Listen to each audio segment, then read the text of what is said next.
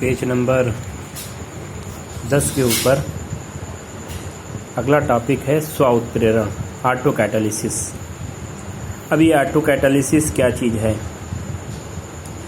जब किसी रासायनिक अभिक्रिया में बना कोई उत्पाद ही उस अभिक्रिया के वेग को उत्प्रेरित करता है, परिवर्तित करता है, तो उसको हम क्या बोलते हैं? स्व उत्प्रेरण बोलते हैं। और अभिक्रिया का वो उत्पाद जो अभिक्रिया को उत्प्रेरित करता है उसे स्व उत्प्रेरक कहते हैं। तो जब किसी रासायनिक अभिक्रिया में बना हुआ उत्पाद ही अभिक्रिया की वेग को प्रभावित करता है तो उसे हम बोलते हैं स्व उत्प्रेरण। जैसे यहाँ पर एग्जाम्पल दिया गया है, ऑक्जेलिक एसिड का ऑक्सीकरण H2SO4 तथा KMnO4 द्वारा निम्न प्रकार से होता है। ऑक्जेलिक एसिड के 5 अणु 2KMnO4 plus 2H2SO4 3H2SO4 gives out 2MnSO4 plus 10CO2 plus K2SO4 plus 8H2O। यह अभिक्रिया जो है पहले तो धीरे धीरे होती है, जिससे पोटेशियम परमैंगनेट का जो रंग है वो बहुत धीरे धीरे गायब होता है। लेकिन कुछ समय बाद यह अभिक्रिया बहुत तेजी से होने लगती है। क्यों? क्योंकि अभिक्रिया में बना हुआ जो मैग्नेस सल्फेट है MnSO4 वही काहे का काम करता है? उत्प्रेरक का काम करता है। ठीक है, तो इस अभिक्रिया में जो MnSO4 है वह स्व उत्प्रेरक है। तो स्व उत्प्रेरण क्या होता है? जब किसी अभिक्रिया में बना हुआ उत्पाद ही उत्प्रेरक की तरह काम करने लगता है तो उसको हम स्व उत्प्रेरण कहते हैं। अगला एग्जाम्पल देखो, लिखा हुआ है एथिल एसीटेट का।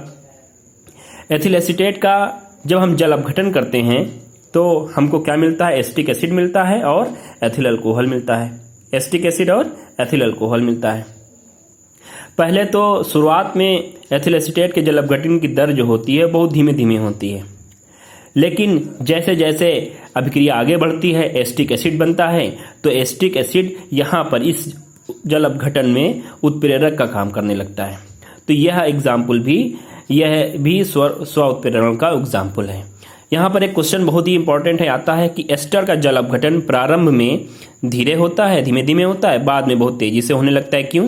तो इसके पीछे रीज़न क्या है? इसके पीछे रीज़न यही है कि एथिल एसीटेट के जल अपघटन के फलस्वरूप बना हुआ जो एसिटिक एसिड है वही ऑटो कैटालिसिस स्व उत्प्रेरक का काम करने लगता है। ठीक है, फिर उसके बाद पेज नंबर 11 के ऊपर हम देखते हैं प्रेरित उत्प्रेरण। अब ये प्रेरित उत्प्रेरण इंड्यूस कैटालिसिस क्या है? जब एक अभिक्रिया किसी दूसरी अभिक्रिया के वेग को प्रभावित करती है तो उसे हम प्रेरित उत्प्रेरण कहते हैं। जब एक रासायनिक अभिक्रिया किसी दूसरी रासायनिक अभिक्रिया के वेग को प्रभावित करने लगती है तो उसको हम क्या बोलते हैं? प्रेरित उत्प्रेरण बोलते हैं। जैसे सोडियम सल्फाइड है। सोडियम सल्फाइड वायु द्वारा बहुत ही आसानी से ऑक्सीकृत होकर सोडियम सल्फेट Na2SO4 देती है, ये रिएक्शन लिखी हुई है। लेकिन जो सोडियम आर्सेनाइड है वो वायु के द्वारा ऑक्सीकृत नहीं होती है। लेकिन जब हम सोडियम आर्सेनाइड का ऑक्सीकरण सोडियम सल्फाइड की उपस्थिति में करते हैं तो सोडियम आर्सेनाइड भी सोडियम आर्सेनाइड में ऑक्सीकृत हो जाता है। मतलब Na2SO3 ऑक्सीकृत हो गया Na2SO4 में। लेकिन जो Na3SO3 है, सोडियम आर्सेनाइड है, वो वायु की ऑक्सीजन के द्वारा ऑक्सीकृत होकर ऑक्सीकृत नहीं होता है। लेकिन अगर हम दोनों को मिला दें साथ में, यानी कि Na2SO4 और Na3SO3 दोनों को मिलाकर हम ऑक्सीजन प्रोवाइड करें तो सोडियम सल्फाइड जो है वो सोडियम सल्फेट में तो ऑक्सीकृत ही होगा, साथ ही साथ जो सोडियम आर्सेनाइड है वो भी सोडियम आर्सेनेट में ऑक्सीकृत हो जाएगा। तो ये एग्जाम्पल है किसका? प्रेरित उत्प्रेरण का, इंड्यूस कैटालिसिस का। अब यहाँ पर बात आ जाती है, तो पेज नंबर 11 पर भी हम आप देखें, क्वेश्चन है निम्न को उदाहरण सहित समझाइए। उत्प्रेरक वर्धक और उत्प्रेरक विष। उत्प्रेरक वर्धक क्या चीज़ है? उत्प्रेरक विष क्या चीज़ है? ये भी बहुत इंपॉर्टेंट चीज़ है। उत्प्रेरक वर्धक क्या होते हैं? जो पदार्थ स्वयं अभिक्रिया के लिए उत्प्रेरक का काम नहीं करते हैं लेकिन अपनी उपस्थिति से किसी उत्प्रेरक की सक्रियता को बढ़ा देते हैं, उन्हें हम क्या बोलते हैं? उत्प्रेरक वर्धक बोलते हैं। ठीक है, तो उत्प्रेरक वर्धक क्या हैं? जो स्वयं तो उत्प्रेरक की तरह नहीं काम करते हैं लेकिन अपनी उपस्थिति से किसी अभिक्रिया की दर को क्या करते हैं? किसी अभिक्रिया की दर को अब किसी उत्प्रेरक की सक्रियता को बढ़ा देते हैं। जैसे हैबर विधि द्वारा नाइट्रोजन और हाइड्रोजन के मिलने से NH3 बनता है। हैबर विधि द्वारा अमोनिया के निर्माण की एक विधि है हैबर विधि। हैबर विधि के द्वारा अमोनिया और नाइट्रोजन और हाइड्रोजन के मिलने से NH3 बनता है और यहाँ पर Fe आयरन क्या होता है, उत्प्रेरक होता है। इस आयरन उत्प्रेरक की क्रियाशीलता मोलिब्डेनम MO बढ़ा देता है। तो यहाँ पर Fe आयरन क्या है, उत्प्रेरक है, और MO क्या है, उत्प्रेरक वर्धक है। अब दूसरा यहाँ पर आ जाता है उत्प्रेरक विष। ये उत्प्रेरक विष क्या होते हैं, जो पदार्थ किसी उत्प्रेरक की सक्रियता को कम कर देते हैं या नष्ट कर देते हैं। जो पदार्थ किसी उत्प्रेरक की क्रियाशीलता को नष्ट कर देते हैं या खत्म कर देते हैं, उनको हम क्या बोलते हैं, उत्प्रेरक विष कहते हैं। जैसे ओस्टवाल्ड विधि द्वारा नाइट्रिक एसिड के निर्माण में, ओस्टवाल्ड विधि जो है एक है नाइट्रिक एसिड बनाने की, इसमें अमोनिया का ऑक्सीकरण किया जाता है नाइट्रिक ऑक्साइड में, और यहाँ पर उत्प्रेरक कौन होता है, Pt, प्लेटिनम यहाँ पर उत्प्रेरक होता है। लेकिन अगर प्लेटिनम के साथ साथ अगर हम यहाँ पर H2O3 आर्सेनिक का कोई यौगिक रख लें, AS यानी कि आर्सेनिक का कोई हम यौगिक रख दें, तो क्या होगी, ये अभिक्रिया जो है ये Pt की उत्प्रेरक की क्रियाशीलता को ये H2S3 क्या कर देगा, खत्म कर देगा। तो यहाँ पर Pt क्या है, उत्प्रेरक है, और H2S3 कोई भी हो सकता है, आर्सेनिक का कोई भी यौगिक हो सकता है, वो Pt उत्प्रेरक के लिए उत्प्रेरक विष का काम करता है। अब उसके बाद हम देख लेते हैं पेज नंबर 12 के ऊपर उत्प्रेरकों की सामान्य विशेषताएं। उत्प्रेरकों की सामान्य विशेषताएं क्या हैं।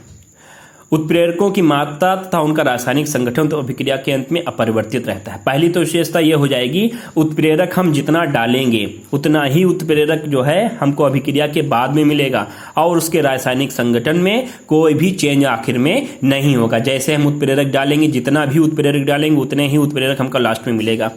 दूसरा क्या है, उत्प्रेरकों की अल्प मात्रा। उत्प्रेरकों की अल्प मात्रा ही अभिक्रिया को उत्प्रेरित करने के लिए पर्याप्त होती है। ऐसा नहीं है कि हमको कुंटलों या किलो जो है उत्प्रेरक डालना पड़ेगा, थोड़ी सी ही उत्प्रेरक की मात्रा अभिक्रिया की दर को क्या करेगी, प्रभावित कर देगी। नंबर तीसरा क्या है, उत्प्रेरक किसी भी अभिक्रिया को स्टार्ट नहीं करता है। उत्प्रेरक किसी भी अभिक्रिया को स्टार्ट नहीं करता है, वो या तो क्या करेगा, उत्प्रेरक की क्रियाशीलता को बढ़ा देगा, या वो क्या करेगा, केवल अभिक्रिया की दर को प्रभावित करेगा।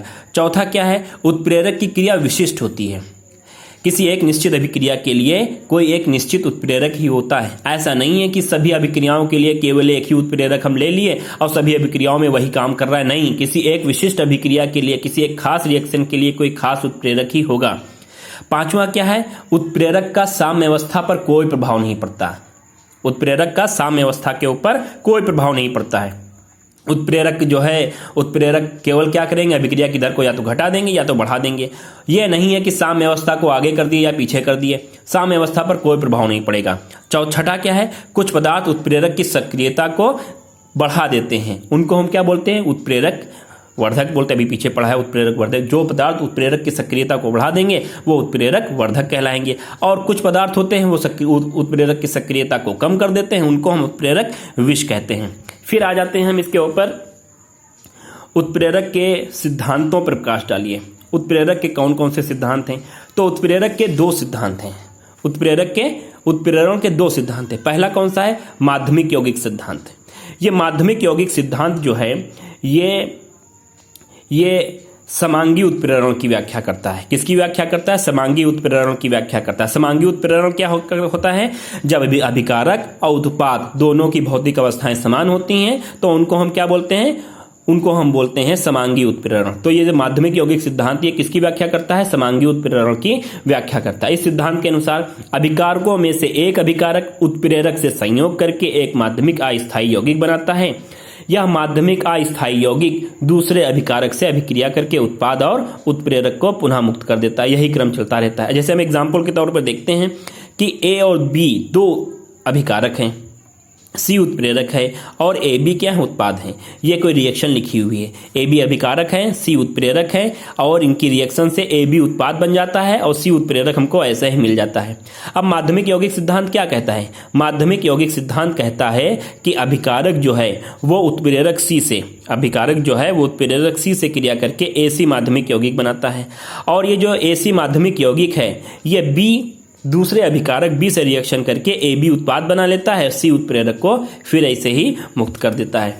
फिर इसी तरीके से दूसरा सिद्धांत है अधिशोषण सिद्धांत। अब ये अधिशोषण सिद्धांत क्या है, यह सिद्धांत जो है विषमांगी उत्प्रेरण की, ये हमेशा याद रखना, जो माध्यमिक यौगिक सिद्धांत है वो समांगी उत्प्रेरण की व्याख्या करता है, और जो अधिशोषण सिद्धांत है वो विषमांगी उत्प्रेरण की व्याख्या करता है। तो ये क्या है, ये इसमें बहुत ही आसान है।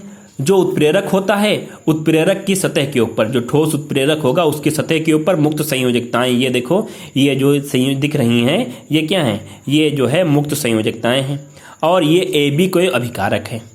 तो उत्प्रेरक की मुक्त संयोजकताओं के ऊपर ए बी जो अभिकारक हैं उनका क्या हो जाता है, अधिशोषण हो जाता है, और अधिशोषण होने से क्या बन जाता है, सक्रिय संकुल बन जाता है। क्या बन जाता है, सक्रिय संकुल बन जाता है। सक्रिय संकुल में ए और बी के बीच में बॉन्ड बनने लगता है, और यह सक्रिय संकुल जब बन जाता है तो सक्रिय संकुल से उत्पाद अलग हो जाता है, उत्प्रेरक अलग हो जाता है। उत्प्रेरक दूसरे अभिकारक से इसी तरीके से बनेगा और फिर उत्पाद दे देगा। यह क्रम चलता रहेगा। यह कौन सा सिद्धांत है, अधिशोषण सिद्धांत है।